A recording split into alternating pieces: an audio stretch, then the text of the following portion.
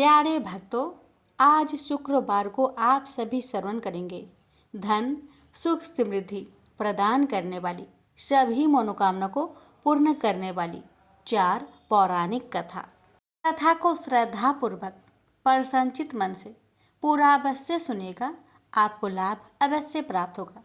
प्रेम से बोलिए देवी मैया की जय। वैभव लक्ष्मी व्रत कथा। लाखों की जनसंख्या को अपने में समेटे कुशीनगर एक महानगर था। जैसे कि अन्य महानगरों की जीवनचर्या होती है, वैसा ही कुछ यहाँ भी था। यानी बुराई अधिक, अच्छाई कम, पाप अधिक, पुण्य कम। इसी कुशीनगर में हरिवंश नामक एक सद्गृहस्थ अपनी पत्नी दामिनी के साथ सुखी संपन्न जीवन गुजार रहा था। दोनों ही बड़े नेक और संतोषी स्वभाव के थे। धार्मिक कार्य अनुष्ठानों में उनकी अपार श्रद्धा थी। दुनियादारी से उनका कोई विशेष लेना देना नहीं था। अपने में ही मगन गृहस्थ की गाड़ी खींचे चले जा रहे थे दोनों। किसी ने ठीक ही कहा है, संकट और अतिथि की आने के लिए कोई समय निर्धारित नहीं होता।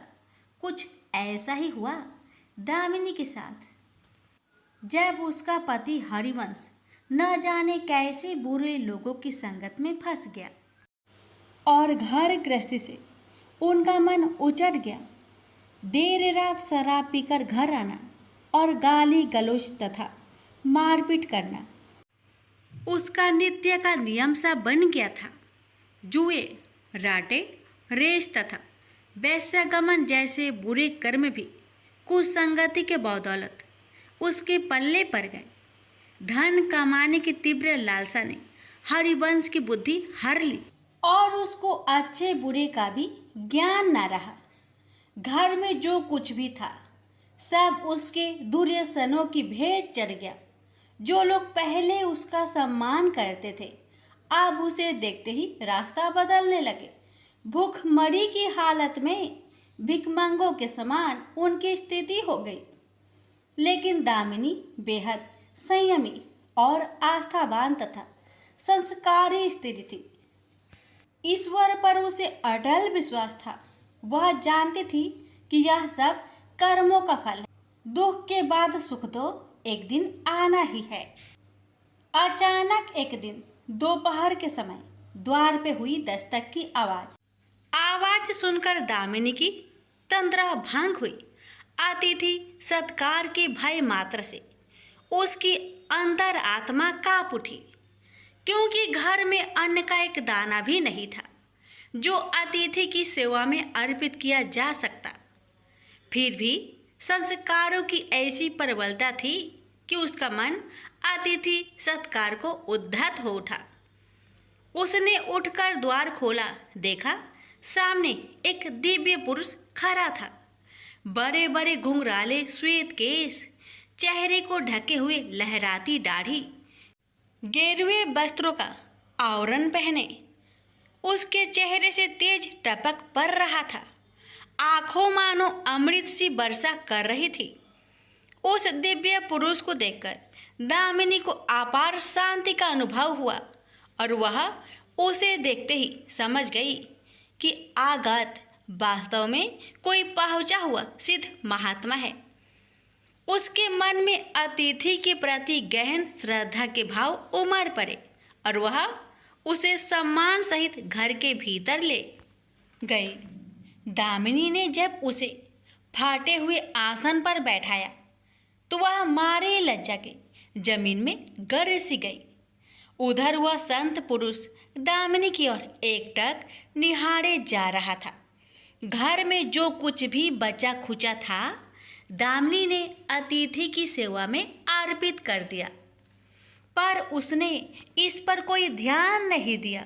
बस दामिनी को यूं निहारे जा रहा था मानो उसे कुछ याद दिलाने की चेष्टा कर रहा हो। जब काफी देर तक दामिनी कुछ न बोली तो उसने कहा, बेटी मुझे पहचाना नहीं क्या? उसका यह प्रश्न सुनकर दामिनी जैसे सोते से जागी और अत्यंत संकुचाते हुए मधुर स्वर में बोली, महाराज, मेरी धृष्टता को क्षमा करें। जो आप जैसे दिव्य पुरुष को मैं पहचान कर भी नहीं पहचान पा रही हूँ। पारिवारिक कष्टों ने तो जैसे मेरी सोचने समझने की शक्ति ही छीन ली है। लेकिन यह निश्चित है कि संकट की इस घड़ी में मुझे आप जैसे साधु पुरुष का ही सहारा है। तभी जैसे दामिनी को कुछ याद हो आया, वह उस साधु के चरणों में गिरकर बोल उठी, अब मैं आपको पहचान गई हूँ महाराज। स्नेहारूपी अमृत की वर्षा करने वाले अपने शुभ चिंतक को कोई कैसे भूल सकता है भला। वास्तव में वह साधु मंदिर की राह के मध्य में बनी अपनी कुटिया के बाहर बट वृक्ष के नीचे बैठ साधना किया करता था और मंदिर आने जाने वाले सभी श्रद्धालु उसे प्रणाम करके स्वयं को कृतार्थ अनुभव करते थे। दामिनी भी उन्हीं में से एक थी। जब पिछले काफी दिनों से उसने उसे मंदिर की ओर आते जाते नहीं देखा तो उसकी कुशल क्षेम जानने के लिए पूछताछ करते हुए उसके घर की ओर आ निकला था। दामिनी अभी अपनी सोचों में ही डूबी हुई थी कि साधु महाराज ने मौन भंग किया। क्या कारण है पुत्री, तू आजकल मंदिर आती जाती दिखाई नहीं पड़ती। तुझे जो भी कष्ट है मुझे बता, शायद मैं तेरी कुछ सहायता कर सकूं। व्यक्ति दुखों के बोझ तले दबा हो तो ऐसे में सहानुभूति के दो बोल ही काफ़ी होते हैं। दामिनी भी खुद पर संयम नहीं रख पाई और बिलख कर रोने लगी। तभी वह साधु वात्सल्यपूर्ण स्वर में बोला, मन छोटा करने से समस्या हल नहीं होगी। सुख दुख तो एक गाड़ी की दो पहियों के समान है। इनका आना जाना तो जिंदगी भर लगा ही रहता है। अपना दुख किसी को बता देने से मन हल्का हो जाता है। कुछ देर चुप रहने के बाद दामिनी ने बोलना शुरू किया, महाराज, सर्व सुखों से भरपूर था मेरा घर। कण कण में खुशियों का नित्य होता था। पति भी नेक और ईमानदार थे। सदा जीवन उच्च विचार की आधारशिला पर टिकी थी। हमारी गृहस्थी रुपए पैसे की भी कोई कमी नहीं थी। सुबह शाम घर में ईश्वर वंदना होती थी। लेकिन अचानक न जाने किसकी नज़र लग गई, हमारा भाग्य हमसे रूठ गया। मेरे पति कुछ संगति में फंसकर अपना सब कुछ गवा बैठे। अब तो ऐसा लगता है जैसे साया भी साथ छोड़कर जाने को तैयार बैठा है। भिखारियों से भी बदतर स्थिति हो गई है हमारी। दामिनी की करुण व्यथा सुनकर साधु का हृदय हाहाकार कर उठा। वह द्रवित स्वर में बोल उठा, बेटी, कर्म का लिखा तो भोगना ही पड़ता है। तुम्हारे कष्टों का भी कर्मों से नाता है। लेकिन तुम चिंता ना करो, सब कुछ पहले जैसा हो जाएगा। दुख के बाद ही सुख आता है। दुख सहे बिना सुख की सच्ची अनुभूति हो ही नहीं सकती। तुम माँ लक्ष्मी के प्रति श्रद्धा जारी रखो। सबका उद्धार करने वाली प्रेम का छलकता सागर है माँ लक्ष्मी। अपने भक्तों पर सदैव उनकी कृपा दृष्टि रहती है। तुम संपूर्ण आस्था के साथ माँ वैभव लक्ष्मी का व्रत करना शुरू करो। तुम्हारी साधना अवश्य रंग लाएगी। दामिनी एक संस्कारी स्त्री थी। धर्म कर्म में उसकी अगाध आस्था थी। माँ वैभव लक्ष्मी के व्रत की बात सुनकर उसका चेहरा दमक उठा। बोली, महाराज, यदि इस व्रत को करने से मेरे परिवार पर आई विपदा टल सकती है तो मैं इसे जरूर करूँगी। आप मुझे बताएं कि इस व्रत को कब और कैसे किया जाता है। साधु महाराज दामिनी की भक्ति भावना देखकर प्रसन्न होकर बोले, बेटी, सारे जगत का कल्याण करने वाली माँ वैभव लक्ष्मी के व्रत की विधि में जन कल्याण तुम्हें बता रहा हूँ। प्रत्येक शुक्रवार को यह व्रत किया जाता है। सर्वप्रथम जितने शुक्रवार को यह व्रत करना हो उसका संकल्प लेकर माँ वैभव लक्ष्मी को मन ही मन प्रणाम करें। स्नान आदि से निवृत्त होकर स्वच्छ धवल वस्त्र पहनकर पूरब दिशा की ओर मुख करके आसन पर बैठे।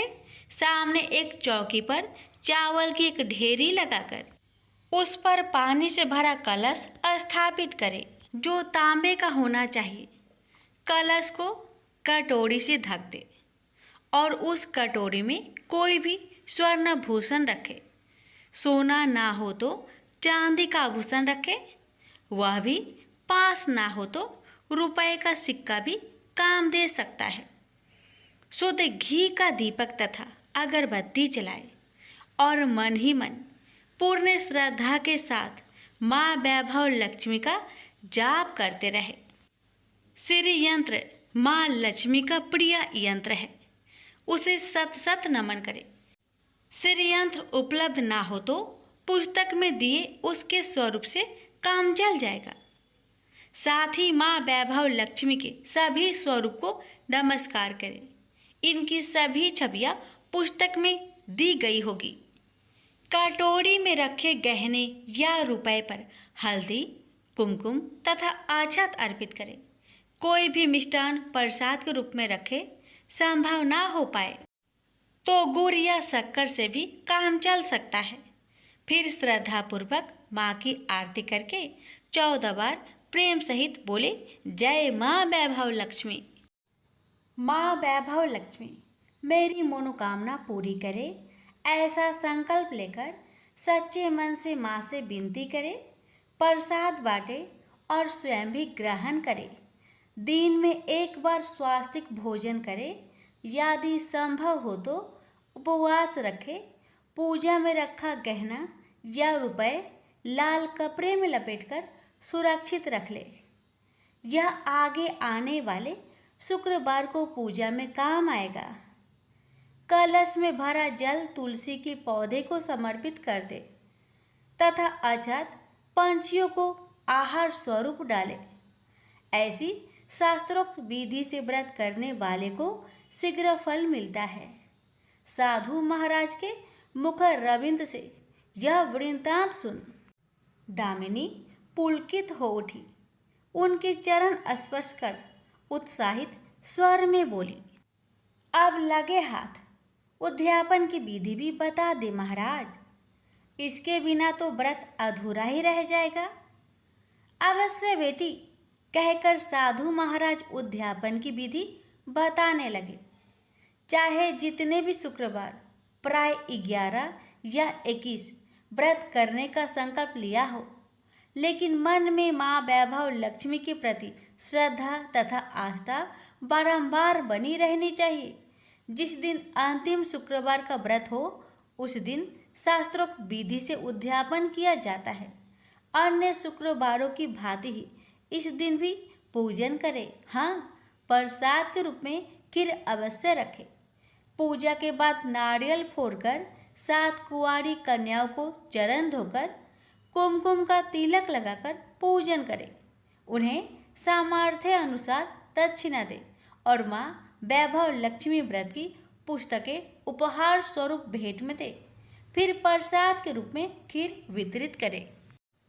अब माँ वैभव लक्ष्मी के सभी स्वरूप को मन ही मन नमन करते हुए कहे, हे माँ, यदि मैंने शुद्ध तथा निर्मल हृदय से आपकी स्तुति करते हुए वैभव लक्ष्मी व्रत विधि विधान अनुसार पूर्ण किया हो तो मेरी मनोकामना अवश्य पूरी करना। संतानहीनों को संतान देने वाली, दुखियों का दुख हरने वाली, अखंड सौभाग्य का वरदान देने वाली, कुंवारी कन्याओं को मन चाहा वर देने वाली माँ वैभव लक्ष्मी, आपकी महिमा अपरंपार है। अपने हर भक्त की विपत्तियां हरकर उन्हें सुख समृद्धि प्रदान करना। साधु महाराज से वैभव लक्ष्मी व्रत का शास्त्रों ज्ञान प्राप्त करके दामिनी भाव विभोर हो उठी। उसे अपने भीतर एक अनोखे तथा असीमित आत्मबल का संचार होता महसूस हुआ। उसने भी माँ वैभव लक्ष्मी के 21 व्रत आते शुक्रवार से शुरू करने का संकल्प लेकर साधु महाराज को आदर सहित विदा किया और मन ही मन माँ वैभव लक्ष्मी का स्तुति गान करने लगी। 2 दिन बाद ही शुक्रवार आ गया। उससे पहली रात दुखों की मारी दामिनी ठीक से सो भी न सकी। माँ वैभव लक्ष्मी के व्रत करने से उसकी समस्याओं का अंत हो जाएगा, यह सोचकर वह मुंह अंधेरी उठ बैठी और स्नान आदि कर स्वच्छ वस्त्र धारण किए। आसन पर पूर्व दिशा की ओर मुंह करके दामिनी ने अपने सम्मुख रखी चौकी पर चावल की छोटी सी ढेरी बनाकर उस पर तांबे का कलश रखा। लेकिन जब स्वर्ण भूषण रखने की बात आई तो धर्म संकट में पड़ गई। सारे गहने पति ने दुर्योधनों की भेंट चढ़ चुके थे।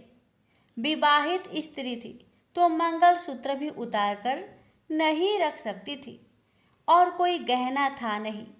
तभी उसे उन नन्ही पायलों का स्मरण हो आया जो उसने अपनी आने वाली संतान के लिए बनवाकर रख छोड़ी थी और पति की निगाहों से उन्हें बचाकर रखा था। उसने झटपट वह पायलें निकाली और गंगा जल से धोकर उन्हें शुद्ध करके कलश पर रखी कटोरी में डाल दिया। डिब्बे की तली में से बची खुची शक्कर निकालकर उसे प्रसाद के रूप में रखा और विधि अनुसार व्रत किया। सर्वप्रथम उसने अपने पति को प्रसाद दिया। आने वाला पूरा सप्ताह बड़े ही हंसी खुशी से बीता। बात बात पर झल्ला उठने वाला उसका पति अपेक्षाकृत शांत तथा संयत रहा। कोई मारपीट तथा कलेश घर में नहीं हुआ। इसे दामिनी ने माँ वैभव लक्ष्मी का चमत्कार समझा और मन ही मन उन्हें प्रणाम किया। माँ वैभव लक्ष्मी के प्रति उसकी आस्था और भी बलवती हो गई। इसी प्रकार शास्त्रोक्त विधि से दामिनी ने 20 शुक्रवार के व्रत पूरे कर लिए। इस बीच कई परिवर्तन हुए थे। उसका पति कुसंगति छोड़कर सीधी राह पर आ गया था और उसका कामकाज भी जमने लगा था। घर में यदि किसी चीज की बहुतायत नहीं थी तो कमी भी नहीं रह गई थी। यह सब माँ वैभव लक्ष्मी के चमत्कार और दामिनी की आस्था तथा विश्वास का परिणाम था। 21वें शुक्रवार को व्रत का उद्यापन करना था। साधु महाराज के वचन अभी मानो दामिनी के कानों में गूंज रहे थे। उनकी बताई विधि के अनुसार ही दामिनी ने शास्त्रोक्त विधि से उद्यापन किया। 7 कुंवारी कन्याओं को भोजन कराकर दक्षिणा दी। आसपास की सौभाग्यवती स्त्रियों में प्रसाद तथा माँ वैभव लक्ष्मी व्रत कथा की पुस्तकें वितरित की। माँ वैभव लक्ष्मी के हर स्वरूप को प्रणाम किया और कहा, आपकी महिमा निराली है माँ। आपने मेरे सारे दुख हर लिए, मेरी सभी मनोकामनाएं पूर्ण कर दी। मेरा उजड़ा घर फिर से बस गया। मेरा यह नया जीवन आप ही की देन है माँ। मैं आजीवन आपकी पूजा अर्चना करूंगी और दूसरों को भी आपकी महिमा से अवगत कराकर वैभव लक्ष्मी के व्रत रखने के लिए प्रेरित करूंगी। बोलो जय माँ वैभव लक्ष्मी, आपकी सदा ही जय हो। माँ अन्नपूर्णा की व्रत कथा। एक समय की बात है। काशी निवासी धनंजय की पत्नी का नाम सुलक्षणा था। उसे अन्य सब सुख प्राप्त थे, केवल निर्धनता ही उसके दुख का एकमात्र कारण थी। यह दुख उसे हर समय सताता रहता था। एक दिन सुलक्षणा पति से बोली, स्वामी आप कुछ उद्यम करो तो काम चले। इस प्रकार कब तक काम चलेगा? सुलक्षणा की बात धनंजय के मन में बैठ गई और वह उसी दिन विश्वनाथ शंकर जी को प्रसन्न करने के लिए बैठ गया और कहने लगा, हे देवाधिदेव विश्वेश्वर, मुझे पूजा पाठ कुछ नहीं आता है, केवल आपके भरोसे बैठा हूँ। इतनी विनती करके वह 2-3 दिन भूखा प्यासा बैठा रहा। यह देखकर भगवान शंकर ने उसके कान में अन्नपूर्णा अन्नपूर्णा अन्नपूर्णा इस प्रकार 3 बार कहा। यह कौन क्या कह गया? इसी सोच में धनंजय पड़ गया कि मंदिर से आते ब्राह्मणों को देखकर पूछने लगा, पंडित जी, अन्नपूर्णा कौन है? ब्राह्मणों ने कहा, तू अन्न छोड़कर बैठा है, सो तुझे अन्न की बात सूझती है, जा घर जाकर अन्न ग्रहण कर। धनंजय घर गया, स्त्री से सारी बात कही। वह बोली, नाथ चिंता मत करो, स्वयं शंकर जी ने यह मंत्र दिया है, वे स्वयं ही खुलासा करेंगे, आप फिर जाकर उनकी आराधना करो। धनंजय फिर जैसा कि तैसा पूजा में बैठ गया। रात्रि में शंकर जी ने आज्ञा दी और कहा, तू पूर्व दिशा में चला जा, वहां अन्नपूर्णा का नाम जपता जाता और रास्ते में फल खाता, झरनों का पानी पीता जाता। इस प्रकार कितने ही दिनों तक चलता गया। वहां उसे चांदी सी चमकती वन की शोभा देखने में आई। सुंदर सरोवर देखने में या उनके किनारे कितनी ही अप्सराएं झुंड बनाए बैठी थी। एक कथा सुनाती और सब मिलकर माँ अन्नपूर्णा इस प्रकार बार बार कहती थी। यह अगहन मास की उजेली रात्रि थी और आज से ही व्रत का प्रारंभ था। जिस शब्द की खोज करने वह निकला था वह उसे वहां सुनने को मिला। धनंजय ने उसके पास जाकर पूछा, हे देवियों, आप यह क्या करती हो? उन सब ने कहा, हम माँ अन्नपूर्णा का व्रत करती हैं। धनंजय ने पूछा, व्रत पूजा करने से क्या होता है? यह किसी ने किया भी है? इसे कब किया जाए? कैसा व्रत है और कैसी विधि है? मुझसे भी विस्तार से बताओ। वे कहने लगी, इस व्रत को सब कोई कर सकते हैं। 21 दिन तक के लिए 21 गांठ का सूत्र लेना चाहिए। 21 दिन यानी न बने तो 1 दिन उपवास करे, या भी ना बने तो केवल कथा सुनकर प्रसाद ले। निराहार रहकर कथा कहे, कथा सुनने वाला कोई न मिले तो पीपल के पत्तों को रख, सोपारी या घृत कुमारी वृक्ष को सामने कर, दीपक को साक्षी कर, सूर्य, गाय, तुलसी या महादेव को बिना कथा सुनाए मुख में दाना न डाले। यदि भूल से कुछ पड़ जाए तो 1 दिवस फिर उपवास करे। व्रत के दिन क्रोध न करे और झूठ ना बोले। धनंजय बोला, इस व्रत के करने से क्या होगा? वे कहने लगी, इसके करने से अंधों को नेत्र मिले, लुल्लू को हाथ मिले, निर्धन के घर धन आए, बाझिन को संतान मिले, मूर्ख को विद्या आए।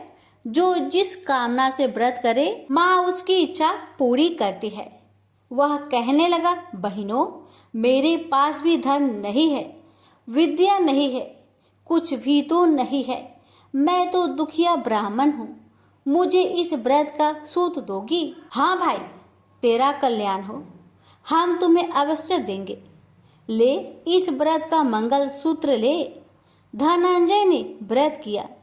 व्रत पूरा हुआ तभी सरोवर में से 21 खंड की स्वर्ण सीढ़ी हीरा मोती जड़ी हुई प्रकट हुई। धनंजय अन्नपूर्णा अन्नपूर्णा कहता जाता था। इस प्रकार कितनी ही सीढ़ियां उतर गया तो क्या देखता है कि करोड़ों सूर्य से प्रकाशमान अन्नपूर्णा का मंदिर है। उसके सामने स्वर्ण सिंहासन पर माता अन्नपूर्णा विराजमान है। सामने भिक्षा हेतु शंकर भगवान खड़े हैं। देवांगनाएं चवर डुलाती है। कितनी ही हथियार बांधे पहरा देती है। धनंजय दौड़कर जगदम्बा के चरणों में गिर गया। देवी उसके मन का कलेश जान गई। धनंजय कहने लगा, माता आप तो अंतर्यामी हो, आपको अपनी दशा क्या बताऊं। माता बोली, मेरा व्रत किया है, जा, संसार तेरा सत्कार करेगा। माता ने धनंजय की जिह्वा पर बीज मंत्र लिख दिया। अब तो उसके रोम रोम में विद्या प्रकट हो गई। इतने में क्या देखता है कि वह काशी विश्वनाथ के मंदिर में खड़ा है। माँ का वरदान ले धनंजय घर आया। सुलक्षणा से सब बात कही। माता जी की कृपा से उसके घर में संपत्ति उमड़ने लगी। छोटा सा घर बहुत बड़ा गिना जाने लगा। जैसे शहद के छत्तों में मक्खियां जमा होती है, उसी प्रकार अनेक सगे संबंधी आकर उसकी बड़ाई करने लगे। कहने लगे, इतना धन और इतना बड़ा घर, सुंदर संतान नहीं हो तो इस कमाई का कौन भोग करेगा। सुलक्षणा से संतान नहीं है, इसलिए तुम दूसरा विवाह करो। अनिच्छा होते हुए भी धनंजय को दूसरा विवाह करना पड़ा और सुलक्षणा को सौत का दुख उठाना पड़ा। इस प्रकार दिन बीतते गए और अगहन मास आया। नए बंधन से बंधे पति से सुलक्षणा ने कहलाया कि हम व्रत के प्रभाव से सुखी हुए हैं, इस कारण यह व्रत छोड़ना नहीं चाहिए। यह माता जी का प्रताप है जो हम इतने संपन्न और सुखी हैं। सुलक्षणा की बात सुन धनंजय उसके यहाँ आया और व्रत में बैठ गया। नई बहू को इस व्रत की खबर नहीं थी। वह धनंजय की आने की राह देख रही थी। दिन बीतते गए और व्रत पूर्ण होने में 3 दिवस बाकी थे कि नई बहू को खबर पड़ी। उसके मन में ईर्ष्या की ज्वाला दहकने लगी थी। सुलक्षणा के घर आ पहुंची और उसने वहां भगदड़ मचा दी।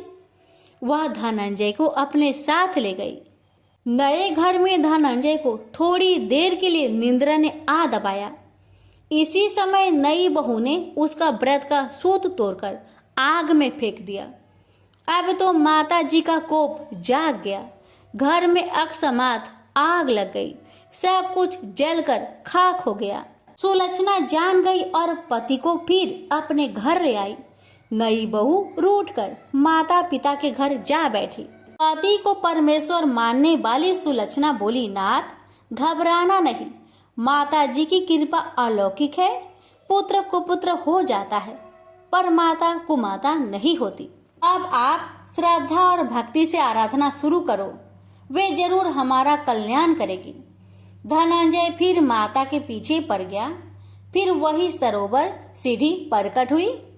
उसमें माँ अन्नपूर्णा कहकर वह उतर गया। वहां जा माता जी के चरणों में रुदन करने लगा। माता प्रसन्न होकर बोली, यह मेरी स्वर्ण की मूर्ति ले, उसकी पूजा करना, तू फिर सुखी हो जाएगा। जा, तुझे मेरा आशीर्वाद है।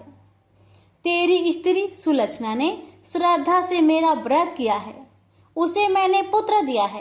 धनंजय ने आंखें खोली तो खुद को काशी विश्वनाथ के मंदिर में खड़ा पाया। वहां से फिर उसी प्रकार घर को आया। इधर सुलक्षणा के दिन चढ़े और महीने पूरे होते ही पुत्र का जन्म हुआ। गांव में आश्चर्य की लहर दौड़ गई। इस प्रकार उसी गांव के निसंतान सेठ के पुत्र होने पर उसने माता अन्नपूर्णा का मंदिर बनवा दिया। उसमें माता जी धूमधाम से पधारी, यज्ञ किया और धनंजय को मंदिर के आचार्य का पद दे दिया। जीविका के लिए मंदिर की दक्षिणा और रहने के लिए बड़ा सुंदर सा भवन दिया। धनंजय स्त्री पुत्र सहित वहां रहने लगा। माता जी के चढ़ावे में भरपूर आमदनी होने लगी। उधर नई बहू के पिता के घर डाका पड़ा, सब लूट गया। वे भीख मांगकर पेट भरने लगे। लक्षणा ने यह सुना तो उन्हें बुला भेजा, अलग घर में रख लिया और उनके अन्न वस्त्र का प्रबंध कर दिया। धनंजय, सुलक्षणा और उसका पुत्र माता जी की कृपा से आनंद से रहने लगे।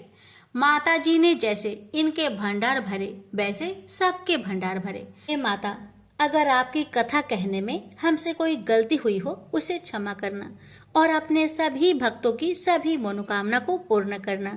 प्रेम से बोलिए अन्नपूर्णा माता की जय। हर हर महादेव। माता पार्वती की जय। संतोषी माता की व्रत कथा। माँ संतोषी को सुख शांति और वैभव का प्रतीक माना जाता है।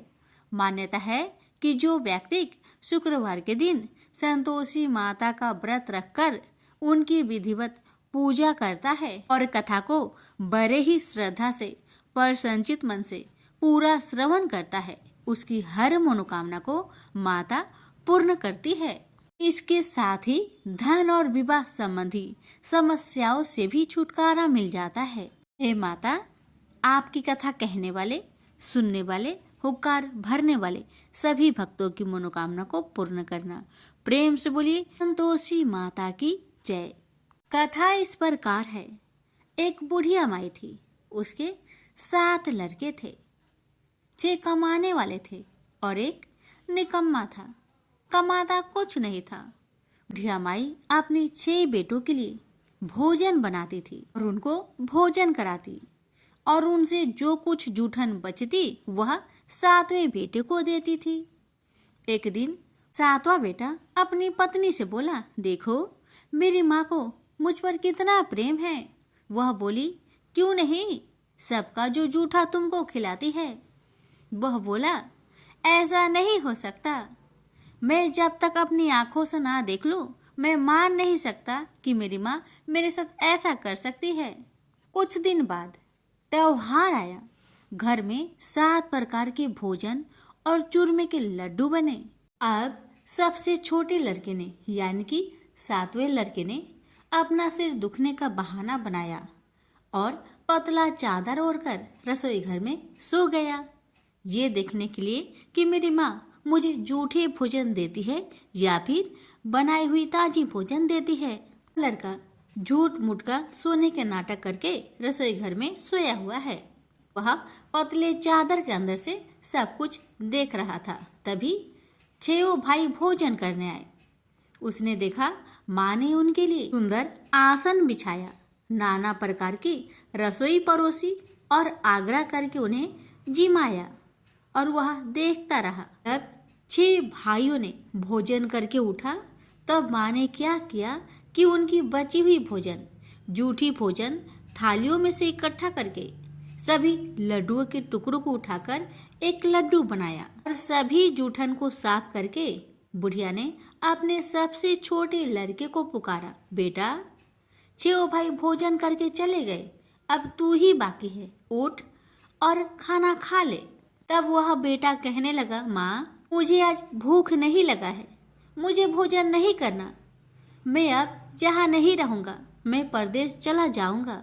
अपने बेटे की बातें सुन माँ ने कहा, बेटा तू कल जाना चाहता है ना, कल क्यों जाएगा, तुम आज ही चला जा। तब बेटा बोला, हाँ माँ मैं आज ही चला जा रहा हूँ। यह कहकर वह घर से निकल गया। चलते समय पत्नी की याद आई। वह गौशाला में उपले थाप रही थी।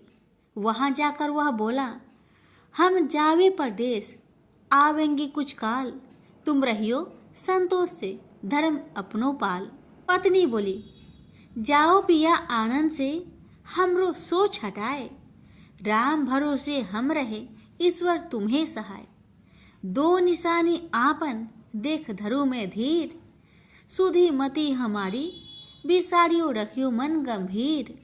पति बोला, मेरे पास तो कुछ नहीं, यह अंगूठी है, सुले और अपनी कुछ निशानी मुझे भी दे।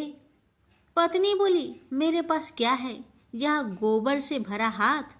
यह कहकर पति की पीठ पर गोबर के हाथ की थाप मार दी। अब पति चल दिया।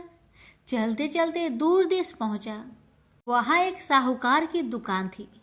वहां जाकर कहने लगा, भाई मुझे नौकरी पर रख लो। साहूकार को जरूरत थी तो वह बोला, रह जाओ। लड़के ने पूछा, तनख्वाह क्या दोगे? तो साहूकार ने कहा, तुम्हारा काम देखकर तब हम दाम देंगे। साहूकार की नौकरी मिली। वह सुबह 7 बजे से 10 बजे तक नौकरी करने लगा।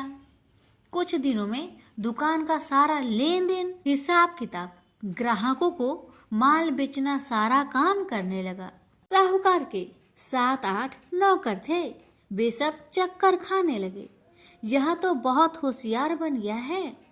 सेठ ने भी काम देखा और 3 महीने में ही उसे आधे मुनाफे का हिस्सेदार बना लिया।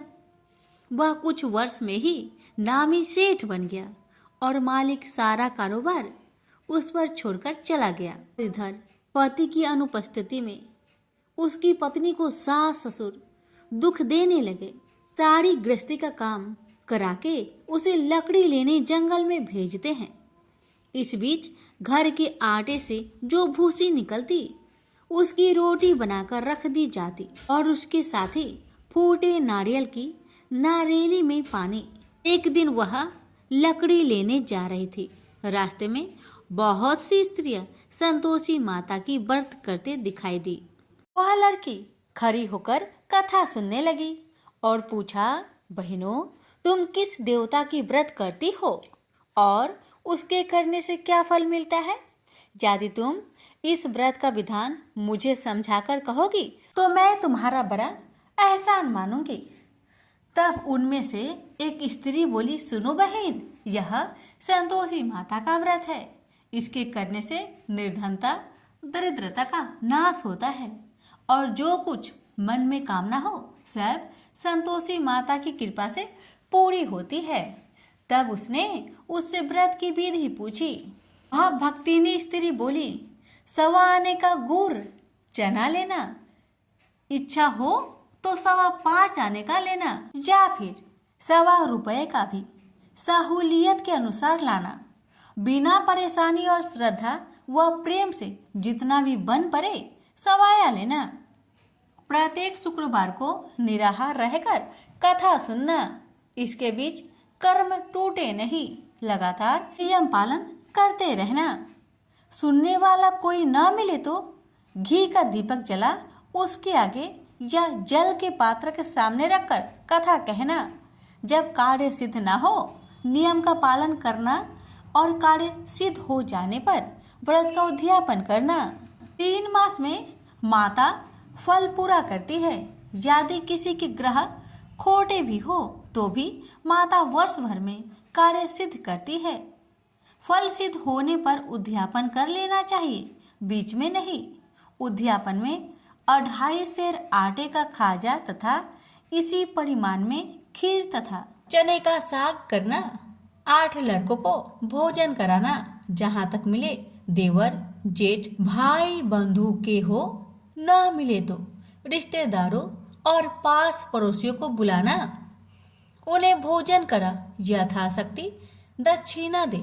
माता का नियम पूरा करना। उस दिन घर में खटाई न खाना। यह सुन बुढ़िया माई के लड़के की बहू चल दी। रास्ते में लकड़ी की बोझ को बेच दिया और उन पैसों से गुड़ चना ले माता की व्रत की तैयारी कर आगे चली और सामने मंदिर देखकर पूछने लगी, यह मंदिर किसका है? सब कहने लगे, संतोषी माता का मंदिर है। यह सुनकर माता के मंदिर में जाकर चरणों में लौटने लगी। दीन हो विनती करने लगी, माँ, मैं निपट अज्ञानी हूँ, व्रत के कुछ भी नियम नहीं जानती, मैं दुखी हूँ। हे माँ, जगत जननी, मेरा दुख दूर कर, मैं तेरी शरण में आई हूँ। माता को दया आई। एक शुक्रवार बीता कि दूसरे को उसके पति का पत्र आया और तीसरे शुक्रवार को उसका भेजा हुआ पैसा आ पहुंचा।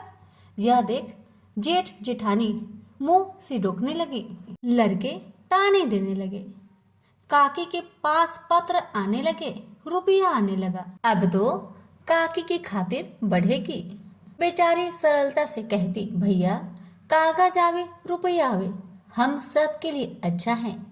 ऐसा कहकर आंखों में आंसू भरकर संतोषी माता के मंदिर में आ मातेश्वरी के चरण में गिरकर रोने लगी। माँ, मैंने तुमसे पैसा कब मांगा है माँ? मुझे पैसे से क्या काम है माँ? मुझे तो अपने सुहाग से काम है। मैं तो अपनी स्वामी के दर्शन मांगती हूँ माँ। तब माता ने प्रसन्न होकर कहा, जा बेटी, तेरा स्वामी आएगा। यह सुनकर खुशी से बावली होकर घर जा पहुंची, अपना काम काज करने लगी। अब संतोषी माँ विचार करने लगी, इस भोली पुत्री को मैंने कह तो दिया कि तेरा पति आएगा, लेकिन कैसे? वह तो इसे सपने में भी याद नहीं करता। उसे याद दिलाने को मुझे ही जाना पड़ेगा। इस तरह माता जी उस बुढ़िया के बेटे के पास जा सपना में प्रकट हो कहने लगी, साहूकार के बेटे, तुम सो रहा है या जागता है? वह कहने लगा, माता, मैं सोता भी नहीं जागता भी नहीं, कहो क्या आज्ञा है? माता कहने लगी, तेरे घर बार कुछ है कि नहीं? वह बोला, मेरे पास सब कुछ है माँ, माँ बाप है, पत्नी है, क्या कमी है माँ? माँ बोली, भोले पुत्र, तेरी पत्नी घोर कष्ट उठा रही है, तेरे माँ बाप उसे परेशान कर रहे हैं, वह तेरे लिए तरस रही है, तू उसकी सुधि ले। वह बोला, हाँ माता जी, यह तो मालूम है, परंतु जाऊं तो कैसे?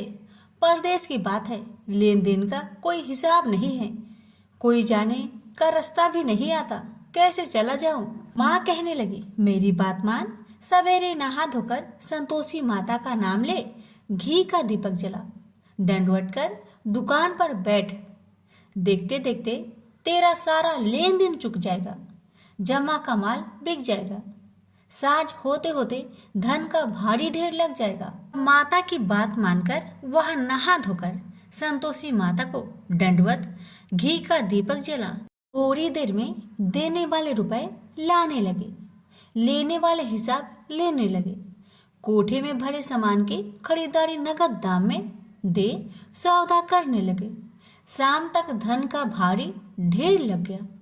मन में माता का नाम ले चमत्कार देख प्रसन्न होकर घर ले जाने के वास्ते गहना कपड़ा सामान खरीदने लगा।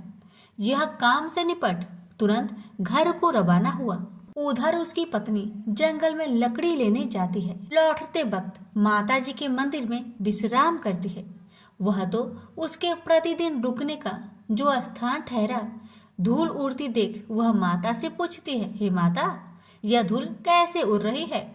माता कहती है, हे पुत्री, तेरा पति आ रहा है, अब तू ऐसा कर, लकड़ियों के 3 बोझ बना ले, एक नदी के किनारे रख और दूसरा मेरे मंदिर पर, वह तीसरा अपने सिर पर। तेरे पति को लकड़ियों का गट्टर देख मोह पैदा होगा, वह यहाँ रुकेगा, नाश्ता पानी खाकर माँ से मिलने जाएगा, तब तू लकड़ियों का बोझ उठाकर जाना और चौक में गट्टर डालकर जोर से आवाज देकर कहना, लो सासू जी, लकड़ियों का गट्टर लो, भूसी की रोटी दो, नारियल की खोपरे में पानी दो, आज मेहमान कौन आया है? माताजी बहुत अच्छा कहकर वह प्रसन्न मन से लकड़ियों के 3 गट्टर बनाई, एक नदी के किनारे पर और एक माताजी के मंदिर पर रखा। इतने में मुसाफिर आ पहुंचा। सूखी लकड़ी देख उसकी इच्छा उत्पन्न हुई कि हम यहीं पर विश्राम करें और भोजन बनाकर खा पीकर गांव जाए। इसी तरह रुककर भोजन बना, विश्राम करके गांव को गया, सबसे प्रेम से मिला। उसी समय सिर पर लकड़ी का गट्टर लिए वह उतावली सी आती है, लकड़ियों का भारी बोझ आंगन में डालकर जोर से 3 आवाज देती है, लो सासू जी, लकड़ियों का गट्टर लो, भूसी की रोटी दो, आज मेहमान कौन आया है? यह सुनकर उसकी सास बाहर आकर अपने दिए हुए कष्टों को भुलाने हेतु कहती है, बहू ऐसा क्यों कहती है? तेरा मालिक ही तो आया है, आ बैठ, मीठा भात खा, भोजन कर, कपड़े पहन, गहने पहन। उसकी आवाज सुन उसका पति बाहर आता है, अंगूठी देख व्याकुल हो जाता है और माँ से पूछता है, माँ यह कौन है? माँ ने कहा, बेटा यह तेरी पत्नी है, जब से तू गया है तब से सारे गांव में भटकती फिरती है, घर का कामकाज कुछ नहीं करती, 4 पहर आकर खा जाती है। वह बोला, ठीक है माँ, मैंने इसे भी देखा और तुम्हें भी, अब दूसरे घर की ताली दो, मैं उसमें रहूंगा। माँ बोली, ठीक है, जैसी तेरी मर्जी। तब वह दूसरे मकान की तीसरी मंजिल का कमरा खोल सारा सामान जमाया। एक दिन में ही राजा के महल के जैसा ठाट बाट बन गया। अब क्या था, बहू सुख भोगने लगी। इतने में शुक्रवार आया। उसने पति से कहा, मुझे संतोषी माता का व्रत उद्यापन करना है। पति बोला, खुशी से कर लो। वह उद्यापन की तैयारी करने लगी। जेठानी के लड़कों को भोजन के लिए कहने गई। उन्होंने मंजूर किया, परंतु पीछे से जेठानी ने अपने बच्चों को सिखाया, देखो भोजन के समय खटाई मांगना, जिससे उसका उद्यापन पूरा ना हो। अब तो बच्चे जिमने आए, खीर खाना पेट भर के खाए, परंतु बाद में खाते ही कहने लगे, हमें खटाई दो, खीर खाना हमको नहीं भाता, देखकर आरुचि होती है। वह कहने लगी, भाई खटाई किसी को नहीं दी जाएगी, यह माँ संतोषी का प्रसाद है। लड़के उठ खड़े हुए, बोले, पैसे लाओ। भोली बहू कुछ जानती नहीं थी, वह उन बालकों को पैसे दे दिए। लड़के उसी समय हट करके इमली खटाई ले खाने लगे। यह देखकर बहू पर माताजी ने कोप किया। राजा के दूत उसके पति को पकड़कर ले गए। जेठ जेठानी मन माने वचन कहने लगे, लूट लूट कर धन इकट्ठा कर लाया है, अब सब मालूम पड़ जाएगा जब जेल की मार खाएगा। बहू से यह सहन नहीं हुआ। रोती हुई बहू माताजी के मंदिर गई। कहने लगी, हे माता, तुमने क्या किया? हंसाकर अब भक्तों को रुलाने लगी। माता बोली, बेटी तूने उद्यापन करके मेरा व्रत भंग किया है। वह कहने लगी, माता मैंने कुछ अपराध किया है क्या? मैंने तो भूल से लड़कों को पैसे दे दिए थे, मुझे क्षमा करो, मैं फिर तुम्हारा उद्यापन करूंगी। माँ बोली, अब भूल मत करना। माँ कहती है, अब भूल नहीं होगी, अब बतलाओ वो कैसे आएंगे? माँ बोली, जा पुत्री, तेरा पति तुझे रास्ते में आता मिलेगा। वह निकली, राह में पति आता मिला। वही पूछी, कहाँ गए थे? वह कहने लगा, इतना धन जो जमाया है उसका टैक्स राजा ने मांगा था, वह भरने गया था। वह प्रसन्न हो बोली, भला हुआ, अब घर को चलो। कुछ दिन बाद फिर शुक्रवार आया। फिर वह बोली, मुझे माता का उद्यापन करना है। पति ने कहा, करो। पत्नी फिर जेठ के लड़कों को भोजन को कहने गई। ठानी ने एक दो बातें सुनाई। सब लड़कों को सिखाने लगी, तुम सब लोग पहले ही खटाई मांगना। लड़के भोजन से पहले कहने लगे, हमें खीर नहीं खाना, हमारा जी बिगड़ता है, कुछ खटाई खाने को दो। वह बोली, खटाई किसी को नहीं मिलेगा, आना हो तो आओ। वह ब्राह्मण के लड़के को लाकर भोजन कराने लगी। यथाशक्ति दक्षिणा की जगह एक एक फल उन्हें दिया। संतोषी माता प्रसन्न हुई। माता की कृपा होते ही 9वें मास में उसके चंद्रमा के समान सुंदर पुत्र प्राप्त हुआ। पुत्र को पाकर प्रतिदिन माताजी के मंदिर में जाने लगी। माँ ने सोचा, यह रोज आती है, आज क्यों न आए, इसके घर चलो। यह विचार कर माता ने भयानक रूप बनाया। गुड़ चने से सना मुख, ऊपर सूर्य के समान होठ, उस पर मक्खियां भीन भीन कर रही थी। दहली पर पैर रखते ही उसकी सास चिल्लाई, देखो रे देखो, कोई चुड़ैल डाकिन चली आ रही है, लड़कों इसे भगाओ नहीं तो किसी को खा जाएगी। लड़के भागने लगे, चिल्लाकर खिड़की बंद करने लगे। बहू रोशनदान में देख रही थी। प्रसन्नता से पगली बन चिल्लाने लगी, आज मेरी माँ मेरे घर आई है, आज मेरी माता मेरे घर आई है। वह बच्चों को दूध पीने से हटाती थी। इतने में सास का क्रोध फट पड़ा। वह बोली, क्यों उतावली हुई है, बच्चे को पटक दिया। इतने में माँ के प्रताप से लड़के ही लड़के नजर आने लगे। वह बोली, माँ जिसका मैं व्रत करती हूँ, यह वही संतोषी माता है। सबने माता जी के चरण पकड़ लिए और विनती कर कहने लगे, हे माता, हम मूर्ख हैं, अज्ञानी हैं, तुम्हारे व्रत की विधि हम नहीं जानते, व्रत भंग कर हमने बड़ा अपराध किया है। जग माता, आप हमारा अपराध क्षमा करो। इस प्रकार माता प्रसन्न हुई, बहू को प्रसन्न हो जैसा फल दिया। वैसा माता सबको दे, जो पढ़े उसका मनोरथ पूर्ण हो, जो सुने उसका भी मनोरथ पूर्ण हो। प्रेम से बोलिए संतोषी माता की जय। देवी सची परम पिता परमात्मा की आदि शक्ति की एक कला मानी जाती है, एक रूप मानी जाती है।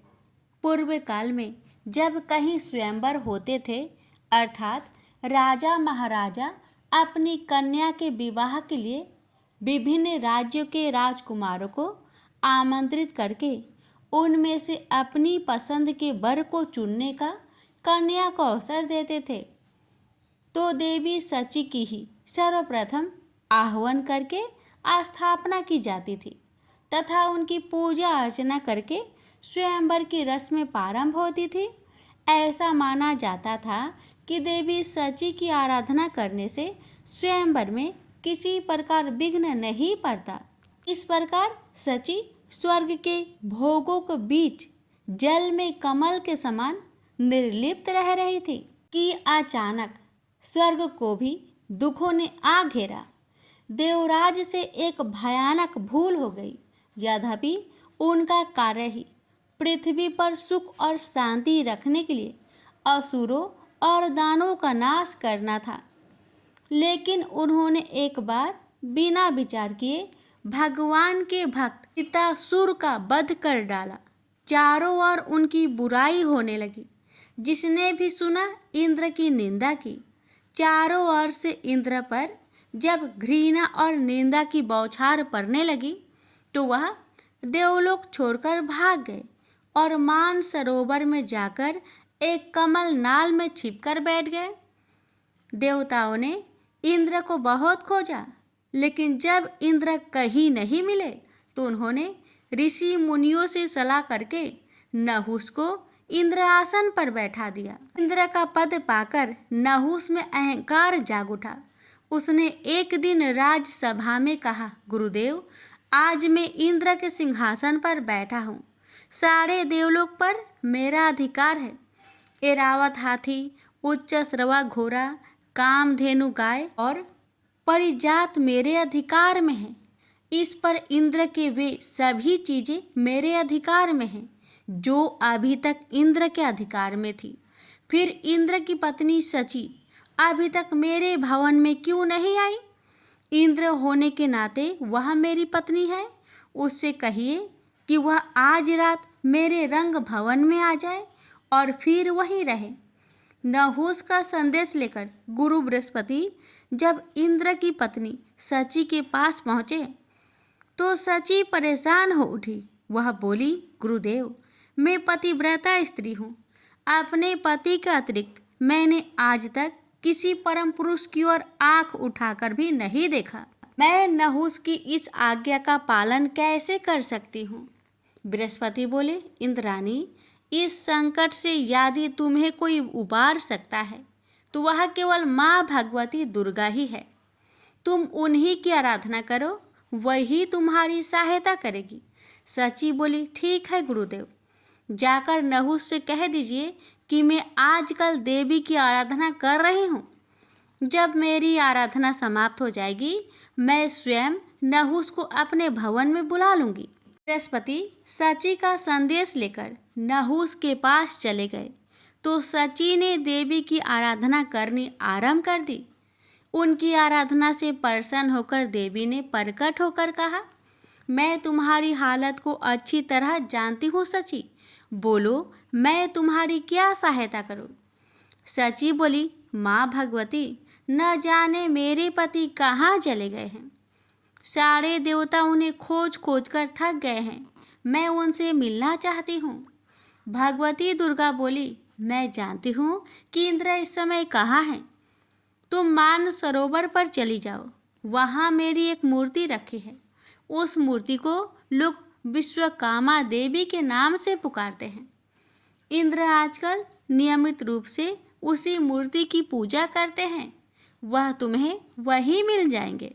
सची बोली, जग जननी, नहुस को इंद्र का पद पाकर इतना अहंकार हो गया है कि वह देवलोक की प्रत्येक वस्तु की तरह मुझ पर भी अपना अधिकार समझने लगा है। उसने कहा है कि मैं उसके भवन में जाकर उसकी पत्नी के रूप में रहूं। भगवती दुर्गा बोली, नहुस से बचने का उपाय तुम्हें बता देती हूँ। तुम कल नहुस के पास संदेश भेज देना कि किसी ऐसी सवारी से मेरे भवन में पधारे, इसे ऋषि ढोकर लाए। देवी की कृपा से उसी दिन मान सरोवर पर सची की इंद्र के साथ भेंट हो गई और दूसरे दिन उन्होंने एक दासी से कहकर वह संदेश नहुस के पास भिजवा दिया जो देवी ने बताया था। दासी वह संदेश लेकर नहुस की राजसभा में पहुंची और बोली, महाराज नहुस की जय हो। मैं देवराज इंद्र की पत्नी सची की दासी हूँ। उन्होंने मेरे द्वारा आपके लिए एक संदेश भेजा है। उन्होंने कहा है कि आज रात अपने भवन में वो आपका स्वागत करना चाहती है। नहुस बोला, ओ, यह तो बड़ी प्रसन्नता की बात है। हम रात को सची के भवन में पहुंच जाएंगे। दासी बोली, अवश्य पधारिए महाराज, लेकिन आप देवी के भवन में किसी ऐसी दिव्य सवारी में बैठकर जाए जिसे ऋषि ढो रहे हों। दासी के जाने के बाद नहुस ने सभी ऋषि मुनियों को बुलाकर कहा, आप सब लोग मेरी बात ध्यान से सुनिए। मैं आजकल इंद्रलोक ही क्या समूचे विश्व का स्वामी हूँ।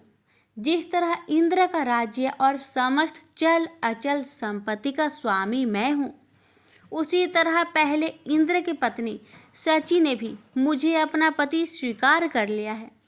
ऋषि बोले, यह आप क्या कह रहे हैं महाराज? विश्वास नहीं होता। सची जैसी साध्वी स्त्री ऐसा कैसे कर सकती है? नहुस बोला, आपको विश्वास करना ही पड़ेगा, क्योंकि अभी अभी एक दासी ने मुझे आकर बताया है कि पिछले इंद्र की पत्नी सची ने मुझे पति के रूप में स्वीकार कर लिया है। ऋषि बोले, यह आप क्या कह रहे हैं महाराज? विश्वास नहीं होता। सची जैसी साध्वी स्त्री ऐसा कैसे कर सकती है?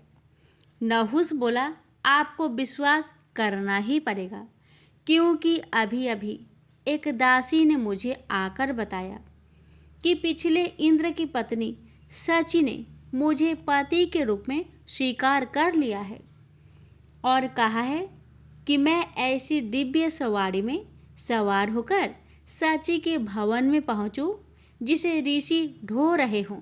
ऋषि बोले, ऐसी भला कौन सी सवारी है जिसे ऋषि ढोते हैं? हमने तो आज तक ऐसी सवारी नहीं देखी। नहुस बोला, ऐसी सवारी पालकी होती है। आप लोग उसे कहारों के स्थान पर अपने कंधों पर ढोकर ले चलेंगे। मैं इंद्र हूँ। आपको मेरी इस छोटी सी आज्ञा का पालन हर हालत में करना होगा।